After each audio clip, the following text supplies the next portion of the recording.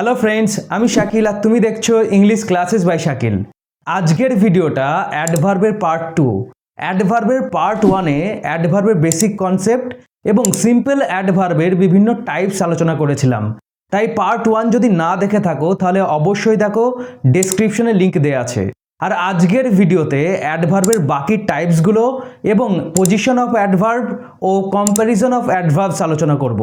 প্রতিটা কনসেপ্ট ডিটেলসে আলোচনা করব যাতে তুমি সহজেই বুঝতে পারো। তাই ভিডিওটা অবশ্যই শেষ পর্যন্ত দেখো। তো আর সময় নষ্ট না করে চলো শুরু করা যাক। তো প্রথমেই দেখো ইন্টারোগেটিভ অ্যাডভার্ব। যে অ্যাডভার্ব দ্বারা কোনো প্রশ্ন করা হয় তাকে ইন্টারোগেটিভ অ্যাডভার্ব বলে। তো এটা বুঝতে নিশ্চয়ই কোনো সমস্যা নেই যে ইন্টারোগেটিভ অ্যাডভার্ব প্রশ্ন করার ক্ষেত্রে ইউজ করা হয়। ইন্টারোগেটিভ অ্যাডভার্বের এক্সাম্পল হলো হোয়েন অর্থাৎ কখন, হয়ার অর্থাৎ কোথায়, হোয়াই কেন, হাউ কিভাবে, হাউ মেনি অর্থাৎ কতগুলো, হাউ মাচ অর্থাৎ কত বা কতটা পরিমাণে। এক্ষেত্রে জেনে রাখো হাউ মেনি কাউন্টেবল অর্থাৎ যেগুলো গোনা যায় সেগুলোর ক্ষেত্রে ইউজ করা হয়, আর হাউ মাচ আনকাউন্টেবল অর্থাৎ যেগুলো গোনা যায় না সেগুলোর ক্ষেত্রে ইউজ করা হয়। নেক্সট হাউ লং অর্থাৎ কতক্ষণ, হাউ অফেন কতবার, হাউ ফার অর্থাৎ কত দূর, হাউ হাই অর্থাৎ কত উঁচু, হয়ার ফ্রম অর্থাৎ কোথা থেকে, হয়ার ইন অর্থাৎ কিসের মধ্যে, এবং হয়ার বাই অর্থাৎ কি দিয়ে বা কি দ্বারা। তো এবার সেন্টেন্স এক্সাম্পলের সাহায্যে ইন্টারোগেটিভ অ্যাডভার্বের কনসেপ্ট বুঝে নাও। For example, when will the meeting start অর্থাৎ মিটিং কখন শুরু হবে। তো এই সেন্টেন্সে হোয়েন ইন্টারোগেটিভ অ্যাডভার্ব, কারণ এখানে হোয়েনের সাহায্যে মিটিং শুরু হওয়ার ব্যাপারে প্রশ্ন করা হচ্ছে, তাই এখানে when interrogative adverb. Next example দেখো, হোয়ার আর ইউ গোয়িং অর্থাৎ তুমি কোথায় যাচ্ছ। তো এই সেন্টেন্সে হোয়ার ইন্টারোগেটিভ অ্যাডভার্ব, কারণ এখানে হোয়ারের সাহায্যে তোমার যাওয়ার ব্যাপারে প্রশ্ন করা হচ্ছে, তাই এখানে হোয়ার ইন্টারোগেটিভ অ্যাডভার্ব। নেক্সট আরও একটা এক্সাম্পল দেখো, how many books have you অর্থাৎ তোমার কতগুলো বই আছে। তো এক্ষেত্রে হাউ মেনি অর্থাৎ কতগুলো এটা একটা ইন্টারোগেটিভ অ্যাডভার্ব, কারণ এখানে হাউ মেনি বইয়ের সংখ্যার ব্যাপারে প্রশ্ন করতে ব্যবহার করা হয়েছে, তাই হাউ মেনি ইন্টারোগেটিভ অ্যাডভার্ব। তো আশা করি ইন্টারোগেটিভ অ্যাডভার্ব বুঝতে পারলে। নেক্সট দেখো রিলেটিভ অর কনজাংটিভ অ্যাডভার্ব। যে অ্যাডভার্ব দুটি ক্লজকে যুক্ত করে তাকে রিলেটিভ অ্যাডভার্ব বলে। তো এবার তোমার মনে নিশ্চয়ই প্রশ্ন আসছে ক্লজ কি। ক্লজের বাংলা হলো উপবাক্য বা খণ্ডবাক্য বা বাক্যাংশ। তো ক্লজ হলো এক ধরনের গ্রুপ অফ ওয়ার্ডস যেটাতে সাধারণত একটা সাবজেক্ট ও প্রেডিকেট থাকে এবং যেটা বাক্যের অংশ হিসাবে কাজ করে। আশা করি ক্লজের একটা প্রাথমিক আইডিয়া পেলে। তো রিলেটিভ অ্যাডভার্ব বাক্যে আগেই উল্লেখিত নাউনের সাথে সম্পর্ক স্থাপন করে দুটো ক্লজকে যুক্ত করে এবং রিলেটিভ অ্যাডভার্ব রিলেটিভ ক্লজ তৈরি করতে সাহায্য করে। রিলেটিভ ক্লজ কাকে বলে, ক্লজকে কয় ভাগে ভাগ করা যায়, এসব নিয়ে অর্থাৎ ক্লজের ব্যাপারে আলাদা একটা ভিডিও বানাবো, তখন ডিটেলসে আলোচনা করব। তো এক্ষেত্রে জেনে রাখো সেন্টেন্সে রিলেটিভ অ্যাডভার্বের আগে নাউন থাকলে সেই নাউনকে বলে অ্যান্টিসিডেন্ট, আর সেন্টেন্সে অ্যান্টিসিডেন্ট না থাকলে অর্থাৎ অ্যাডভার্বের আগে নাউন না থাকলে তখন সেটা conjunctive adverb. Relative or conjunctive অ্যাডভার্বের এক্সাম্পল হলো হাউ, হোয়েন, হোয়ার, হোয়াই এবং হোয়াইল। মূলত এই পাঁচটাই হলো রিলেটিভ অর কনজাংটিভ অ্যাডভার্ব। তো এবার কিছু সেন্টেন্স এক্সাম্পল দেখো, তাহলে রিলেটিভ অর কনজাংটিভ অ্যাডভার্বের কনসেপ্ট পুরোপুরি ক্লিয়ার হয়ে যাবে। তো প্রথম এক্সাম্পলটা দেখো, I know the place where he lives অর্থাৎ আমি সেই জায়গাটা চিনি যেখানে সে থাকে। তো এক্ষেত্রে হোয়ার রিলেটিভ অ্যাডভার্ব, কারণ এখানে হোয়ার দুটো ক্লজকে কানেক্ট করছে এবং হোয়ারের আগে প্লেস অর্থাৎ নাউন আছে, তাই হোয়ার রিলেটিভ অ্যাডভার্ব। নেক্সট এক্সাম্পল দেখো, I know where he lives আমি জানি সে কোথায় থাকে। তো এই সেন্টেন্সে হোয়ার একটা কনজাংটিভ অ্যাডভার্ব, কারণ এখানে হোয়ার দুটো ক্লজকে কানেক্ট করছে কিন্তু হোয়ারের আগে কোনো নাউন নেই, তাই where conjunctive adverb. Next example দেখো, I remember the day when we first met অর্থাৎ আমার সেই দিনটা মনে পড়ে যেদিন আমাদের প্রথম দেখা হয়েছিল। তো এক্ষেত্রে হোয়েন একটা রিলেটিভ অ্যাডভার্ব, কারণ এখানে হোয়েন দুটো ক্লজকে কানেক্ট করছে এবং হোয়েনের আগে ডে অর্থাৎ নাউন আছে, তাই হোয়েন রিলেটিভ অ্যাডভার্ব।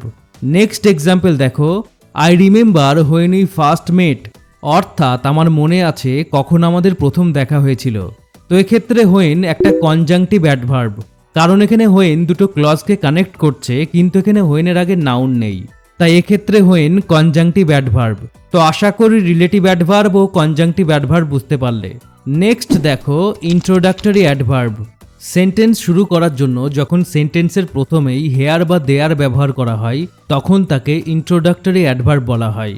এক্ষেত্রে হেয়ার বা দেয়ারের কোনো অর্থ থাকে না এবং এক্ষেত্রে সাধারণত সাবজেক্টের আগে ভার্ব বসে।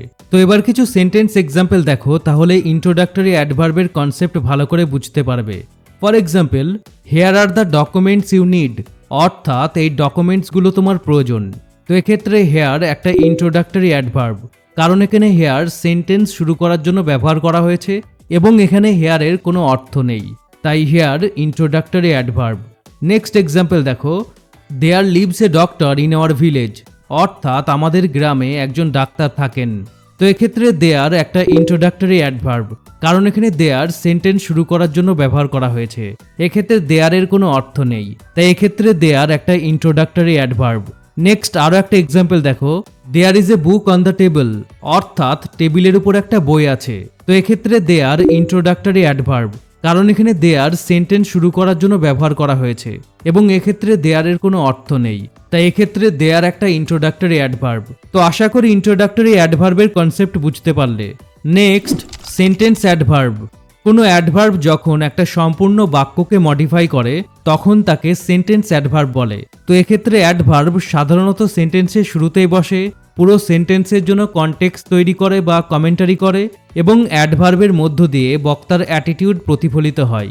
তো সেন্টেন্স অ্যাডভার্বের এক্সাম্পল হলো আনফরচুনেটলি, অর্থাৎ দুর্ভাগ্যবশত; ফরচুনেটলি, সৌভাগ্যবশত; ক্লিয়ারলি, অর্থাৎ স্পষ্টভাবে; হোপফুলি, অর্থাৎ আশা অনুরূপে; ইন্টারেস্টিংলি, আকর্ষণীয়ভাবে; সারপ্রাইজিংলি, আশ্চর্যজনকভাবে; এবং অ্যাকর্ডিংলি, অর্থাৎ সেই অনুযায়ী। তো এবার সেন্টেন্স অ্যাডভার্বের সেন্টেন্স এক্সাম্পল দেখো। For example, unfortunately we miss the train, অর্থাৎ দুর্ভাগ্যবশত আমরা ট্রেনটা মিস করলাম। এক্ষেত্রে আনফরচুনেটলি সেন্টেন্স অ্যাডভার্ব, কারণ এখানে আনফরচুনেটলি সেন্টেন্সের শুরুতেই বসেছে এবং পুরো সেন্টেন্সটাকে মডিফাই করছে, পুরো সেন্টেন্সের ওভারঅল সিচুয়েশনের উপর কমেন্টারি করছে এবং আনফরচুনেটলির মধ্য দিয়ে বক্তার সেন্স অফ রিগ্রেট, অর্থাৎ অনুশোচনার অনুভূতি প্রতিফলিত হচ্ছে। তাই এক্ষেত্রে আনফরচুনেটলি একটা সেন্টেন্স অ্যাডভার্ব। তো আশা করি সেন্টেন্স অ্যাডভার্ব বুঝতে পারলে। Next quasi adverb. কিছু অ্যাডজেক্টিভ বিশেষ অর্থ প্রকাশ করতে কখনো কখনো সেন্টেন্সে অ্যাডভার্ব রূপে ব্যবহৃত হয়, সেই অ্যাডভার্বকে কোয়াসি অ্যাডভার্ব বলে। তো কোয়াসি অ্যাডভার্বের এক্সাম্পল হলো প্রিলিমিনারি, অর্থাৎ প্রাথমিক; রিগার্ডলেস, অর্থাৎ নির্বিশেষে; ইরেসপেক্টিভ, ইরেসপেক্টিভ মানেও নির্বিশেষে; কন্ট্রেরি, অর্থাৎ বিপরীত; প্রায়ার, অর্থাৎ পূর্ববর্তী বা আগেকার; প্রিভিয়াস, প্রিভিয়াস মানেও হলো পূর্ববর্তী বা আগেকার; প্রিপারেটরি, অর্থাৎ প্রস্তুতিমূলক; এবং পার্সুয়েন্ট, অর্থাৎ অনুসরণী। তো এবার কোয়াসি অ্যাডভার্বের সেন্টেন্স এক্সাম্পল দেখো। For example, irrespective of the whether the event will proceed as planned, অর্থাৎ আবহাওয়া যাই হোক না কেন অনুষ্ঠানটি পরিকল্পনা অনুযায়ী চলবে। তো এক্ষেত্রে ইরেসপেক্টিভ কোয়াসি অ্যাডভার্ব, কারণ ইরেসপেক্টিভ অ্যাডজেক্টিভ হলেও এক্ষেত্রে ইরেসপেক্টিভ অ্যাডভার্বের মতো ব্যবহার করা হয়েছে, তাই এখানে ইরেসপেক্টিভ একটা কোয়াসি অ্যাডভার্ব। তো আশা করি কোয়াসি অ্যাডভার্ব বুঝতে পারলে। নেক্সট দেখো প্রেপোজিশনাল অ্যাডভার্ব। নাউন বা অ্যাডজেক্টিভের আগে প্রেপোজিশন যুক্ত হয়ে কিছু অ্যাডভার্ব গঠিত হয়, এই ধরনের অ্যাডভার্বকে প্রেপোজিশনাল অ্যাডভার্ব বলে। তো প্রেপোজিশনাল অ্যাডভার্বের এক্সাম্পল হলো অ্যাওয়ে, ওয়ে নাউনের আগে অন প্রেপোজিশন যুক্ত হয়ে অ্যাওয়ে গঠিত হয়। নেক্সট অ্যাসলিপ, স্লিপ নাউনের আগে ইন প্রেপোজিশন যুক্ত হয়ে অ্যাসলিপ গঠিত হয়। বিসাইডস, সাইডস নাউনের আগে বাই প্রেপোজিশন যুক্ত হয়ে বিসাইডস গঠিত হয়। নেক্সট টুনাইট, নাইট নাউনের আগে টু প্রেপোজিশন যুক্ত হয়ে টুনাইট গঠিত হয়। নেক্সট অ্যানিউ, নিউ অ্যাডজেক্টিভের আগে এগেন প্রেপোজিশন যুক্ত হয়ে অ্যানিউ গঠিত হয়। টুডে, ডে নাউনের আগে টু প্রেপোজিশন যুক্ত হয়ে টুডে গঠিত হয়। নেক্সট টুমরো, মরো নাউনের আগে টু প্রেপোজিশন যুক্ত হয়ে টুমরো গঠিত হয়। তো আশা করি প্রেপোজিশনাল অ্যাডভার্ব বুঝতে পারলে। নেক্সট দেখো অ্যাডভার্বিয়াল অ্যাকুইজেটিভ। নাউন যখন অ্যাডভার্বের মতো সময়, স্থান, দূরত্ব, ওজন, পরিমাণ ও মূল্য বোঝায় তখন তাকে অ্যাডভার্বিয়াল অ্যাকুইজেটিভ বলে। তো এক্সাম্পলের সাহায্যে অ্যাডভার্বিয়াল অ্যাকুইজেটিভ ভালো করে বুঝে নেওয়া যাক।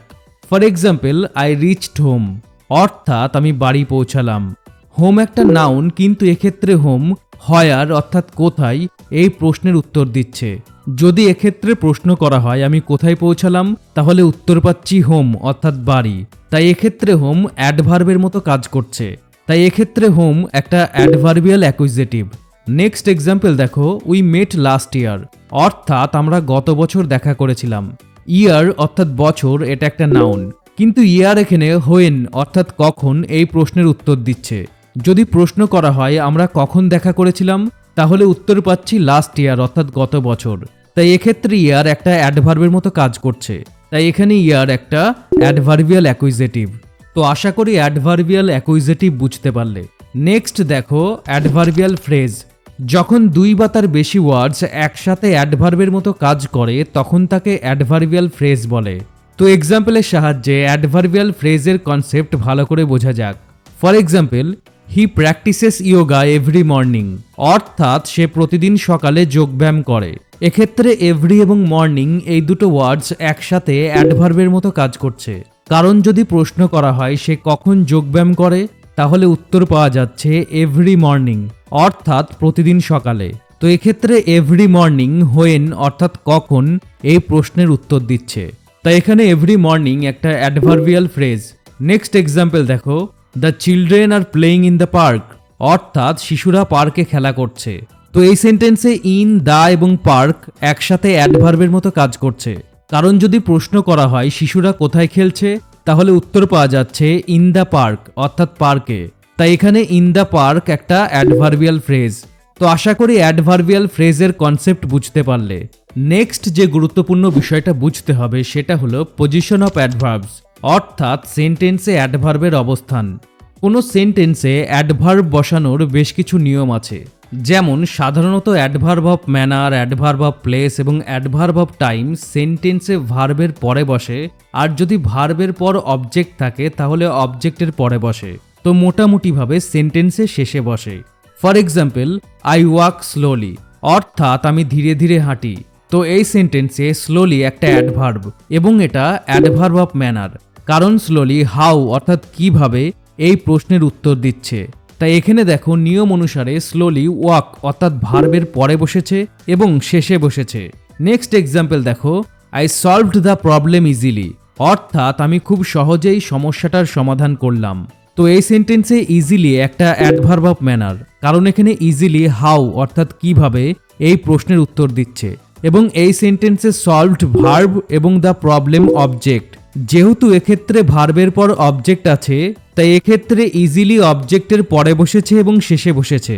নেক্সট এক্সাম্পল দেখো, প্লিজ গো দেয়ার অর্থাৎ দয়া করে সেখানে যাও। তো এক্ষেত্রে দেয়ার হলো একটা অ্যাডভার্ব অফ প্লেস, কারণ দেয়ার হোয়ার অর্থাৎ কোথায় এই প্রশ্নের উত্তর দিচ্ছে। তাই এক্ষেত্রে দেখো নিয়ম অনুসারে দেয়ার ভার্বের পরে বসেছে এবং শেষে বসেছে। নেক্সট এক্সাম্পল দেখো, হি উইল কাম টুডে অর্থাৎ সে আজ আসবে। তো এই সেন্টেন্সে দেখো টুডে একটা অ্যাডভার্ব অফ টাইম, কারণ এখানে টুডে হোয়েন অর্থাৎ কখন এই প্রশ্নের উত্তর দিচ্ছে। এবং এক্ষেত্রে দেখো নিয়ম অনুসারে টুডে কাম অর্থাৎ ভার্বের পরে বসেছে এবং সেন্টেন্সের শেষে বসেছে। তো আশা করি এই নিয়মটা বুঝতে পারলে। নেক্সট নিয়মটা দেখো, সেন্টেন্সে অক্সিলারি ভার্ব থাকলে সাধারণত অক্সিলারি ভার্ব ও মেন ভার্বের মাঝখানে অ্যাডভার্ব বসে। For example, he will certainly go there অর্থাৎ সে অবশ্যই সেখানে যাবে। তো এই সেন্টেন্সে সার্টেনলি হলো একটা অ্যাডভার্ব, কারণ এখানে সার্টেনলি তার যাওয়ার ব্যাপারে নিশ্চয়তা প্রকাশ করছে। এবং এই সেন্টেন্সে উইল অক্সিলারি ভার্ব এবং গো মেন ভার্ব। তো এখানে দেখো নিয়ম অনুসারে সার্টেনলি উইল এবং গো অর্থাৎ অক্সিলারি ভার্ব ও মেন ভার্বের মাঝখানে বসেছে। তো আশা করি নিয়মটা বুঝতে পারলে।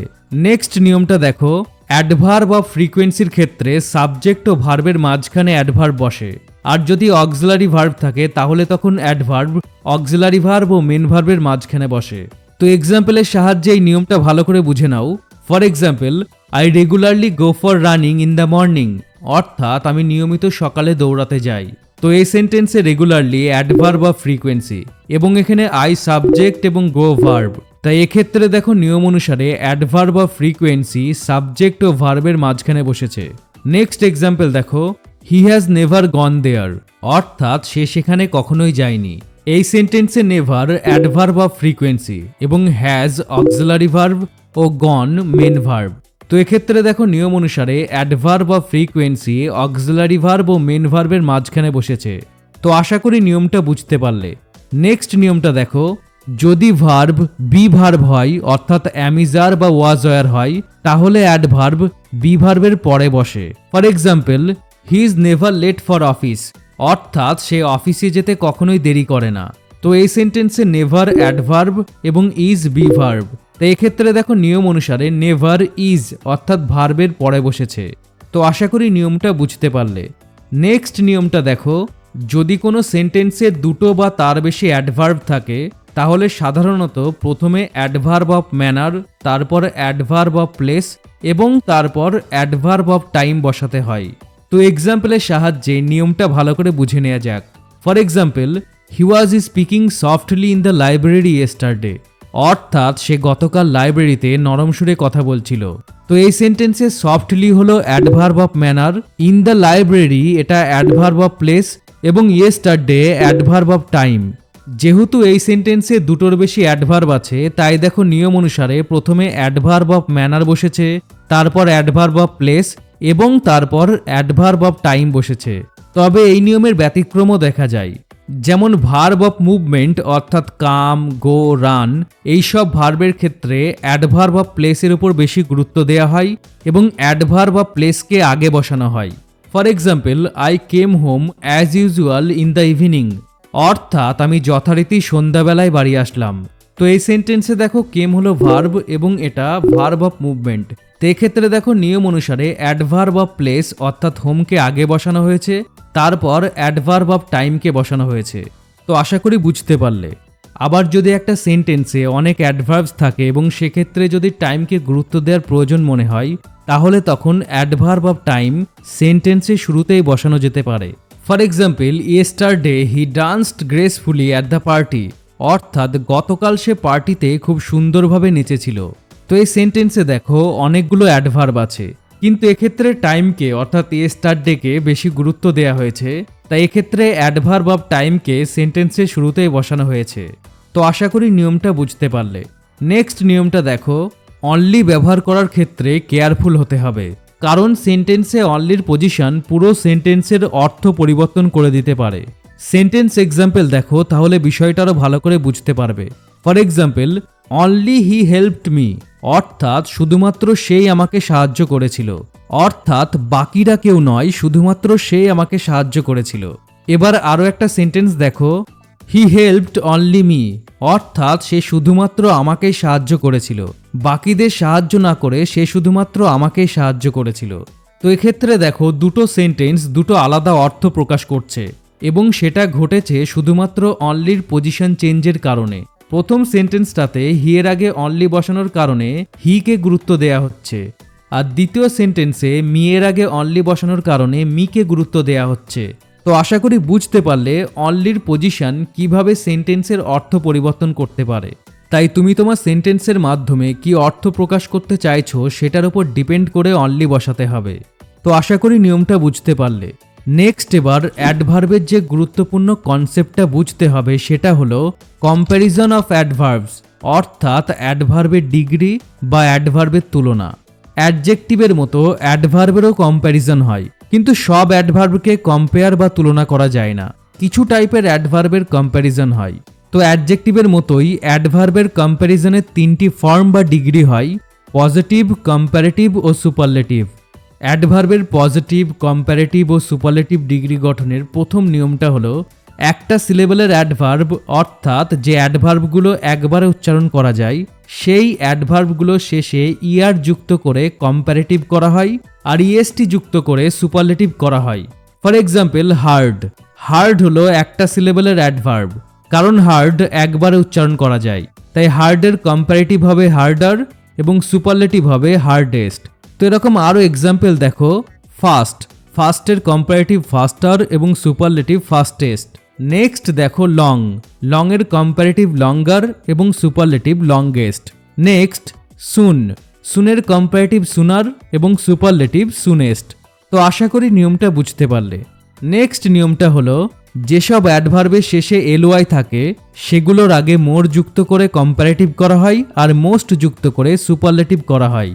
ফর এক্সাম্পল কুইকলি, তো এক্ষেত্রে দেখো কুইকলি শেষে এলওয়াই যুক্ত আছে, তাই নিয়ম অনুসারে এটার কম্পারেটিভ হবে মোর কুইকলি এবং সুপারলেটিভ হবে মোস্ট কুইকলি।